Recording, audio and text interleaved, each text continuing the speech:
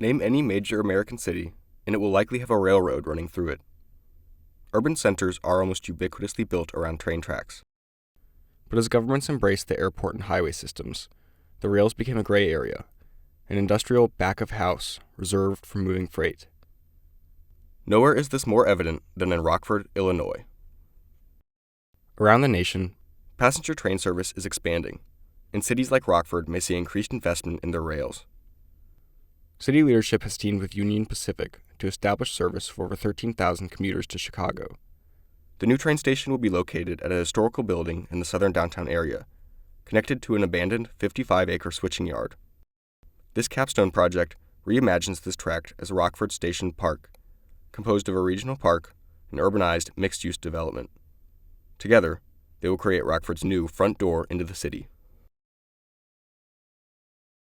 Rockford has a long history of industry. In 1852, the city government built a world-class dam on the Rock River, initiating a period of major growth as factories cropped up near the new dam. More affluent residents lived north of State Street, away from the noise and fumes of the factories. The southwest part of the city became the destination for working-class immigrants and remains the least wealthy region in Rockford. The Fifth Ward is currently home to a culturally active Hispanic population. City officials have even considered a Chinatown concept for these Hispanic neighborhoods, meant to show off their unique character. Abandoned by its former industrial uses, the switching yard is a barrier between the Fifth Ward and downtown. Pedestrians must pass through active industrial buildings, uninviting streets, and blighted properties. But also along the route are an eclectic collection of Rockford gems. There are art studios, headquarters for youth development programs, and one-of-a-kind sites, like the now-abandoned Nelson Knitting Company, home of the sock monkey.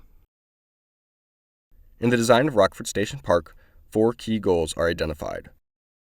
Improve access to downtown from southwest Rockford. Provide convenience to commuters and attract Chicagoans to want to spend time and money in Rockford.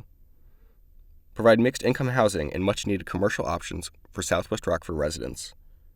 And invest in South Main Street as a pedestrian-friendly commercial district. South Main Street is a major arterial road leading into downtown. As cars turn on South Main Street, pedestrians are invited to continue straight, directly to the new train station. This route will be known as the Metropolitan Axis. It is bordered with in-place dedicated commercial buildings and programmable space for other vendors. Pedestrians may also choose to continue along South Main Street and visit first-floor storefronts. The 4 existing 11-foot travel lanes have potential to support a wider variety of uses. On-street parking, narrower lanes, and graded street trees will force cars to slow down, while covered bump-outs and deep architectural frontages encourage users to stay a while. Mirroring the Metropolitan Axis is the Park Axis. A gravel surface and alley of red maples gives this path a less constructed feel, and will be more used by park-goers than by shoppers. Based on data from Rockford Park District Community Engagement, here are residents' top 5 wants for a future park development. Near the crux of the 2 axes sit the most active spaces, including seating areas with lawn games, a common space, and an amphitheater. These areas are designed to be highly programmable, allowing space for cultural and community-wide events just outside the doors of the train station. Toward the edges, park uses become more passive. Past a playground, dog run, and other amenities, visitors may choose to take a stroll along Kent Creek or get lost in public gardens. Both the Park Axis and Metropolitan Axis are anchored by a new district around the abandoned sock monkey factory, repurposed into a Hispanic grocery store with second-floor office spaces. Programming like weekend markets at the common space tie it into the rest of the park.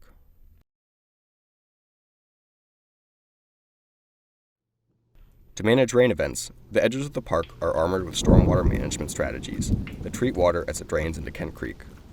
These measures include the use of bioswales, retention ponds, and large swaths of stormwater-targeted planting. In the 19th century, the establishment of the train station in Rockford was the seed from which the city multiplied and grew into abundance. Trains carried raw materials into the city. They carried many of the people who would come to call Rockford home. They also carried seeds. In fact, 2 of the key buildings on Cedar Street are former seed processing facilities. Rockford boasts a strong horticultural history, evident in its several arboretums, conservatories, and gardens around the city. The park axis is interpreted in 3 sections and can be thought of as a timeline for past to future.